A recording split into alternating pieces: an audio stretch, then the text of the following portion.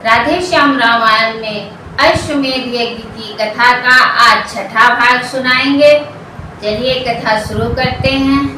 कथा शुरू करने से पहले बजरंगबली बाबा का ध्यान करें, क्योंकि जहाँ राम कथा होती है वहाँ बजरंगबली बाबा अवश्य आते हैं।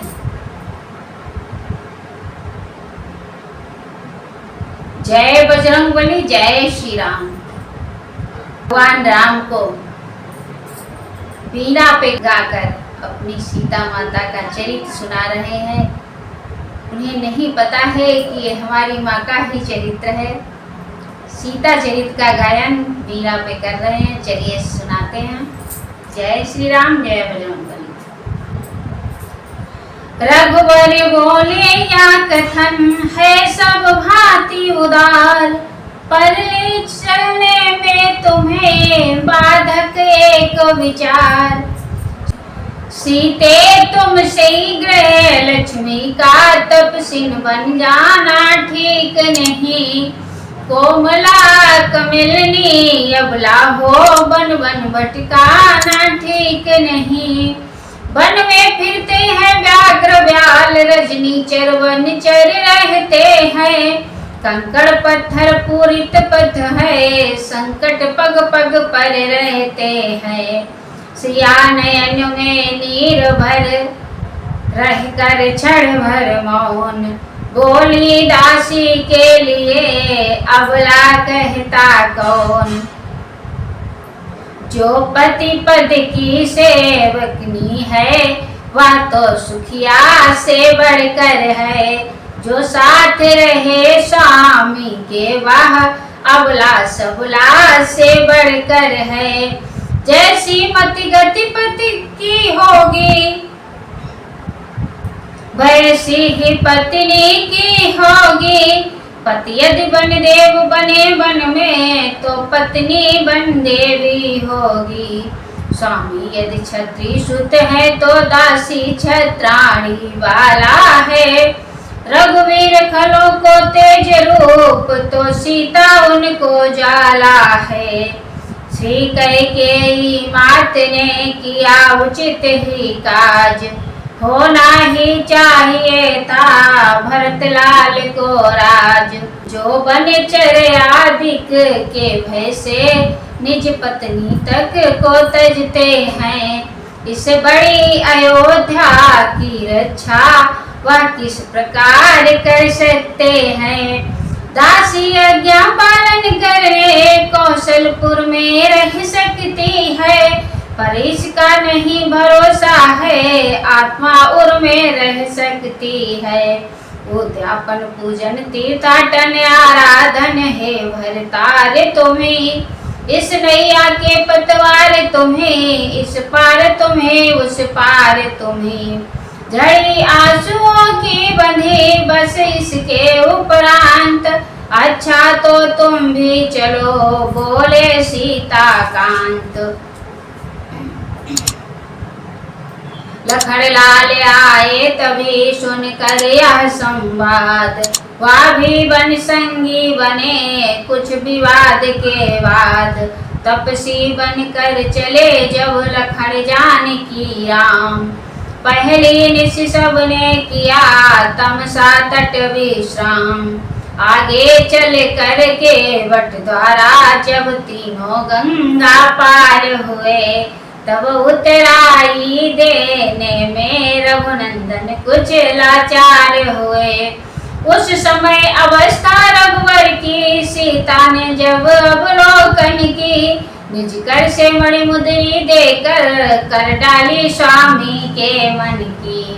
कितनी है संसार में ऐसी बुद्धि उदार, निज मन से जो जान ले पति के मन का सार।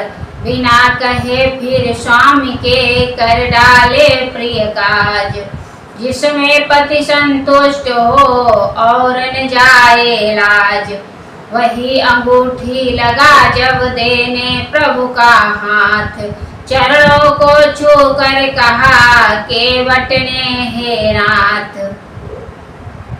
कितने ही संत साधुओं को सेवक ने पार लगाया है, सबने ही ज्ञान विवेक दिया, दी नहीं किसी ने माया है। अब तुमसे भी है तपसी वही उतराई है लेना, मैंने गंगा को पार किया, तुम भव से पार लगा देना। तदुपरांत रहमते रहे वन में सिया निवास, चित्रकूट में कुछ दिनों जम कर किया निवास। वहीं भ्रात श्री भरत से भेंटे दया निधान, दुष्ट जयंता का हरा उसी जगह अभिमान। आगे अत्रि से मिलकर जब पंचवटी अपनाई थी, रावण की भगिनी शूर्पणखा तब वहीं अचानक आई थी। समय विदितिया किसको था, राघव यह कर दिखलाएंगे, लक्ष्मण द्वारा उस नारी के नासिका कर्ण कटवाएंगे। पर यहाँ बात वास्तव में या थी, दुष्टों को दंड दिलाना था, पापों से वंचित रखने को परिपूर्ण रूप कराना था। खर दूषण आदिक लड़े आकर विविध प्रकार, किंतु अंत में राम ने दिया सबों को मार। तब वह राक्षसनी शूर्पणखा घबरा कर पहुंची रावण पर, सब व्यथा सुना डाली अपनी दोषारोपण कर लक्ष्मण पर।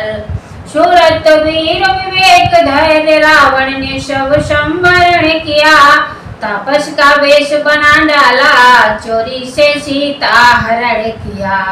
उस हरण समय दशकंधर ने जब अपना नाम सुनाया था, तब आदि शक्ति ने भी उसको ज्योतिर्मय रूप दिखाया था। जब पहचाना सीता माँ को तब शिरना कर लंकार आया, प्रसादों में अनुचित समझा, वन में अशोक के ठहराया। लंका में रहकर भी सीता थी पतिव्रत में भरपूर सदा, रहता है कमल पत्र जैसे, जल में भी जल से दूर सदा। सिया हरण से राम को हुआ इधर संताप, विरही पुरुषों के सदस्य वन में किया विलाप।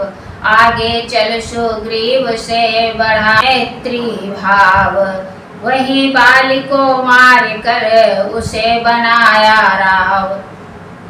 राजा बनते ही वानरपति राज्यो माद आसक्त हुआ, माया के पति को भूल गया, माया का पूरा भक्त हुआ। तब कौशलपति ने प्रीति सहित कर्तव्य स्मरण कराया था, कपिपति ने सीता खोज हेतु कपिदल सर्वत्र पठाया था। जिस समय अशोक वाटिका में प्रणवीर पवन सुत पहुँचे थे, तब सती साध्वी सीता के आचरण आँख से देखे थे। छुप छुप कर वह संवाद सुना, जब रावण लालच देता था, बदले में राज सिंहनी के अधिकार बराबर लेता था। दशमुख जब कर रहा था, सुन सीता धर ध्यान, मुझसा कोई दूसरा और नहीं बलवान।